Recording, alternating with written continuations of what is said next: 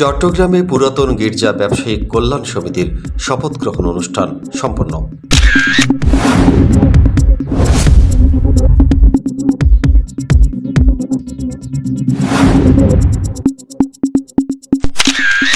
ঐতিহ্যবাহী পুরাতন গির্জা ব্যবসায়িক কল্যাণ সমিতির নবনির্বাচিত কার্যনির্বাহী পরিষদের শপথ গ্রহণ অনুষ্ঠান চট্টগ্রামের লাল দিঘিস্থ একটি কমিউনিটি সেন্টারে অনুষ্ঠিত হয়েছে। অনুষ্ঠানের শুরুতে পবিত্র কোরআন তেলাওয়াত, ত্রিপিটক ও গীতা পাঠ করা হয়। সভাপতি হিসেবে নির্বাচিত হয়েছেন সৈয়দ আব্দুল হান্নান বাবু এবং সাধারণ সম্পাদক হয়েছেন সালাউদ্দিন আহমেদ চৌধুরী। পরে সভাপতি সম্পাদক নবনির্বাচিত সদস্যদের শপথ বাক্য পাঠ করান। উল্লেখ্য, গত 28 ডিসেম্বর 2025 তারিখে অনুষ্ঠিত ত্রিবার্ষিক নির্বাচনে 2026-2028 মেয়াদের জন্য কার্যনির্বাহী পরিষদ নির্বাচিত হয়।